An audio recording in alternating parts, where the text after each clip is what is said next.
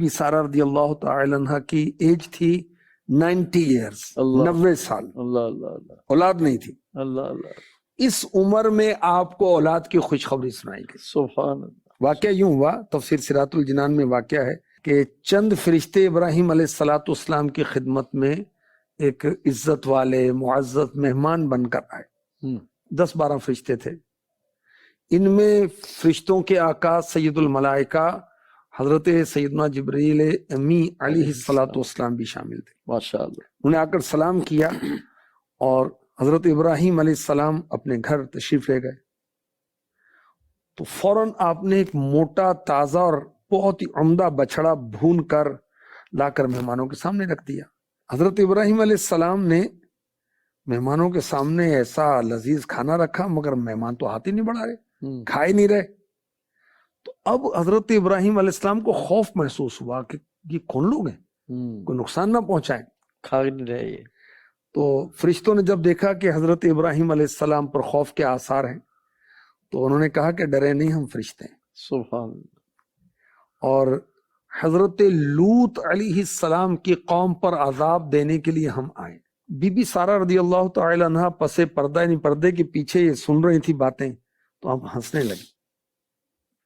اللہ پاک نے حضرت بی بی سارہ کو ان کے بیٹے کی خوشخبری دی، سبحان حضرت اسحاق علیہ السلام۔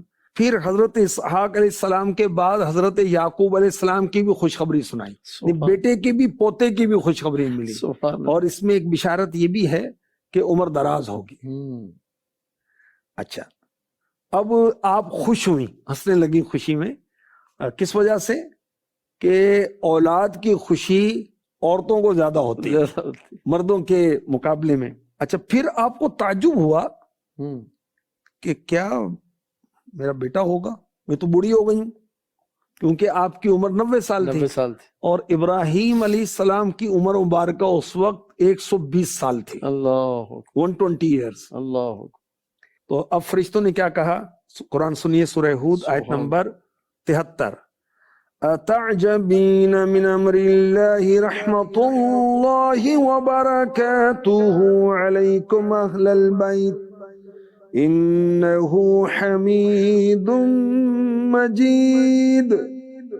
کہ اللہ کے کام کا چنبا کرتی ہو، تعجب کرتی ہو، اللہ کی رحمت اور اس کی برکتیں تم پر اے گھر والوں، بے شک وہی ہے سب خوبیوں والا، عزت والا۔ سبحان اللہ تعجب کرتے، یہ تو آپ لوگوں کا تو گھرانہ وہ معجزات دیکھتا رہتا ہے، عادت سے ہٹ کر جو معاملات ہیں وہ دیکھتا رہتا ہے، اور اللہ کی رحمتیں اور برکتیں آپ کے گھروں میں نازل ہوتی ہیں، آپ کو کیا تعجب ہوتا ہے؟ کیوں تعجب؟ اب اس بشارت کے 1 سال کے بعد حضرت سیدنا اسحاق علی نبینا علیہ الصلوۃ والسلام کی ولادت با سعادت ہوئی۔